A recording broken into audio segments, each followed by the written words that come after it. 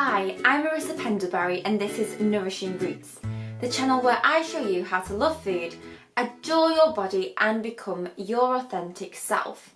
Today I'm going to be talking about how eating disorders in all sorts of shapes and forms can actually function as a toxic ingredient and how it does that in the context of our lives, and also how we can remove that eating disorder toxic ingredient and also go on a mission towards full recovery. So firstly, I'd just like to say that our lives are filled with lots of things that we actually need.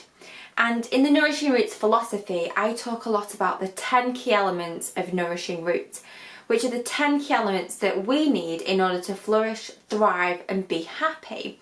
So for example, the things I talk about are being compassionate to ourselves, being able to make positive social connections, express our creativity, be more mindful, feel grateful for the things that we already have, and also feel autonomous and empowered to be our authentic selves.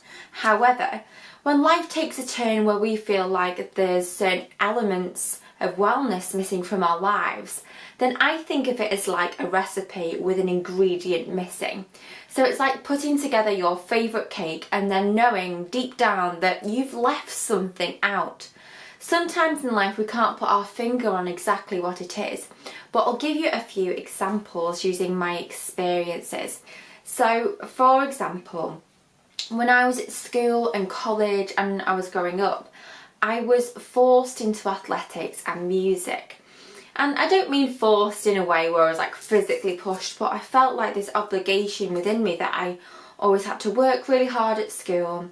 I always had to place myself in a competitive environment, and I felt as though I didn't really have any autonomy really.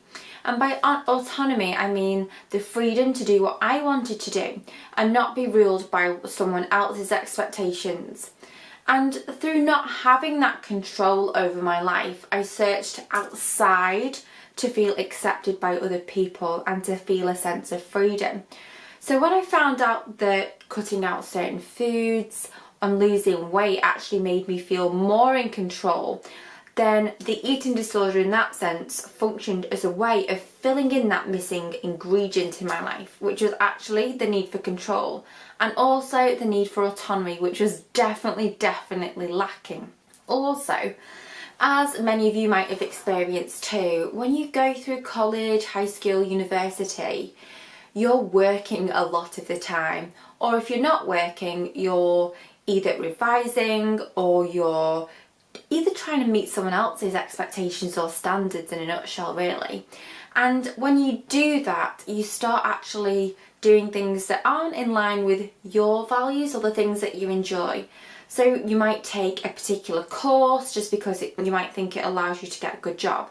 And you also might take subjects that are just about you feeling good and in line with what society wants you to do or what your parents might want you to do.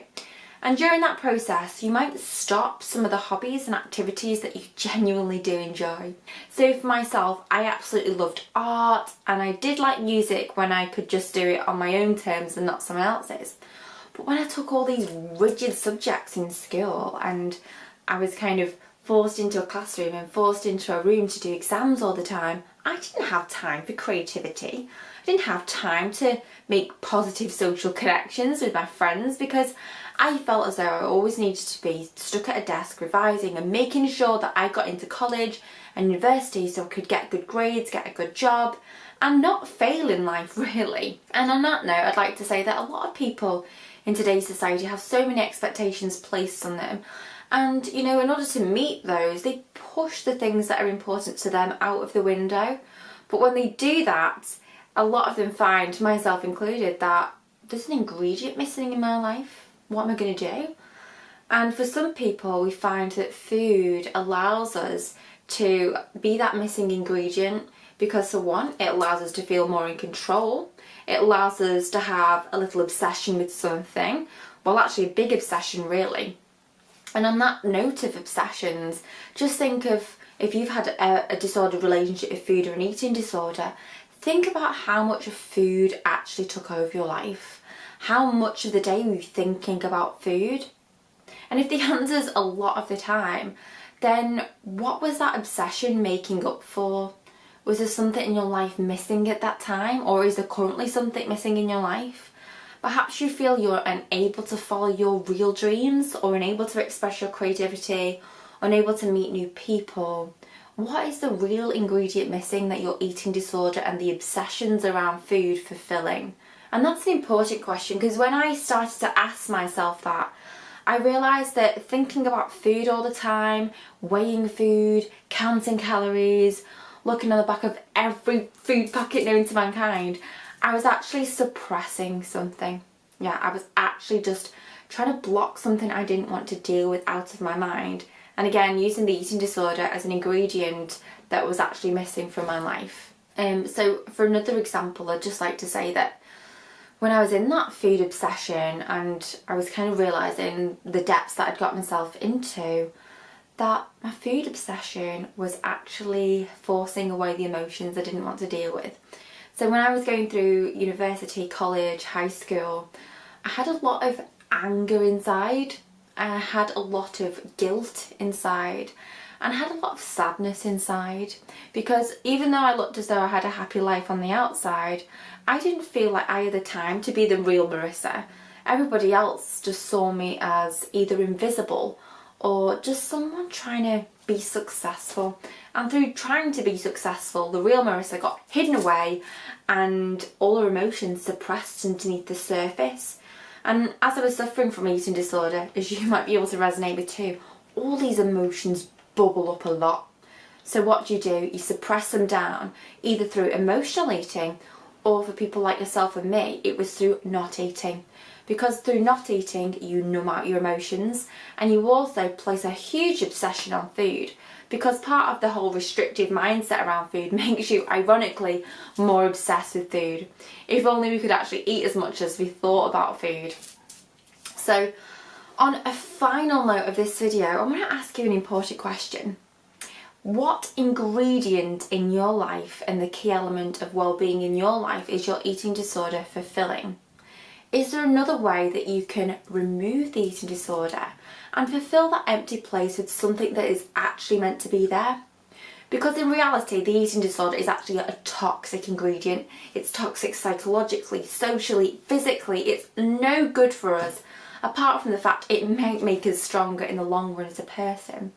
But if you know that there's something inside you waiting to get out, or there's emotions and feelings that you've not yet dealt with, and your eating disorder is partly masking those things, then we've definitely got some work to do. And that's a good thing, because at least you've realised what the eating disorder is actually functioning as. Because guaranteed, it's nobody's fault that they suffer from an eating disorder. It's not about being vain or just wanting to be skinny. That eating disorder functions as something, and it forms, as I've spoke about in another video, a whole identity and a way of pushing out the world. So what can you do to bring your world closer to you, so you feel like you're able to embrace all these key elements of your wellness, which again I talk about in my book and on my website, and you can go and look at that. But what really lights you up, what makes you you? And when you realise that and start bringing more of that and yourself into your own life, then the eating disorder will take on less significance, or your obsession and disorder relationship with food will take on less significance, as you find those key nourishing ingredients to fill up your life, fill up your happiness and your overall long-term well-being and success. So finally, thank you so much for bearing with me and watching this video. I really hope you've got something helpful from it, and that you can use it positively in your own recovery for developing a lifelong positive relationship with your food and body. So finally, have a great week. If you've liked this video, like it, comment down below, or just send me a message, because I'd absolutely love to hear from you. So have a great week, and I look forward to seeing you very soon. Goodbye.